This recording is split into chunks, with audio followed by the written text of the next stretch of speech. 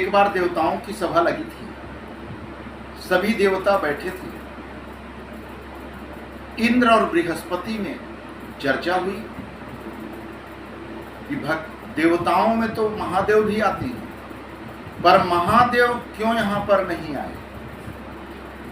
दोनों में एक बात हुई कि महादेव अपने को बड़ा समझते हैं।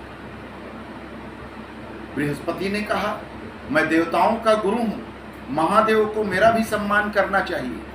इंद्र ने कहा कि मैं देवताओं को राजा हूं, मेरा भी सम्मान भगवान महादेव को करना चाहिए। दोनों भगवान शंकर से विवाद करने के लिए कैलाश की ओर चले।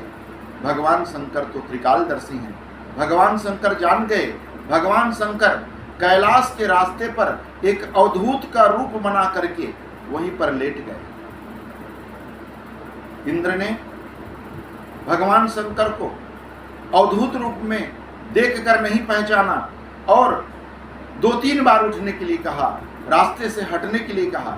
जब अवधूत रूपी भगवान शंकर नहीं हटे तो उसी समय इंद्र अपना वज्र उठाया मारने के लिए। जैसे ही वज्र उठाया उनका हाथ स्तंभित हो गया, न ऊपर उठा न नीचे हुआ, एक जगह हाथ खड़ा रहा। तब तो इंद्र घबरा गया। गुरु बृहस्पति से पूछा, गुरु बृहस्पति जी दिव्य नेत्र खोल कर देखे और देख करके क्षमा याचना करने लगे। उसी समय भगवान शंकर अपने स्वरूप में प्रकट हुए और श्राप दिया इंद्र को कि हे इंद्र, तुझे राजा होने का अभिमान है, जाओ श्राप देता हूं, तू अपने राज्य सिंहासन से भ्रष्ट हो जा। इंद्र रोने लगा, भगवान शंकर के चरणों में लेट गया। भगवान शंकर ने आशीर्वाद दिया कि जाओ, तुम्हारी गलती माफ करता हूं, तुम्हारा राज्य तो हरण होगा, लेकिन जब जब तेरा राज्य दैत्य हरण करेंगे मैं किसी न किसी रूप में आकर तुम्हारी सहायता करूंगा। पर भगवान शंकर की नजर जो थी वो बृहस्पति की ओर फिरी और बृहस्पति को देखकर भगवान शंकर बहुत क्रोधित होकर बोले कि हे देवगुरु बृहस्पति, तू गुरु होने के बाद तुझे अभिमान हुआ, जाओ मैं श्राप देता हूं, तू जड़ है। इसी समय पृथ्वी पर एक वृक्ष बनकर गिर जा।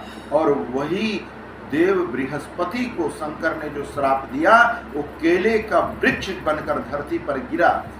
इसलिए इस धरती पर केले का जो वृक्ष है साक्षात बृहस्पति जी का अवतार है, जो केले के वृक्ष का पूजन करता है, जो गुरुवार के केले के वृक्ष के सामने बैठ करके पूजन करके अपनी जिंदगी का समस्या वहां पर रख देता है।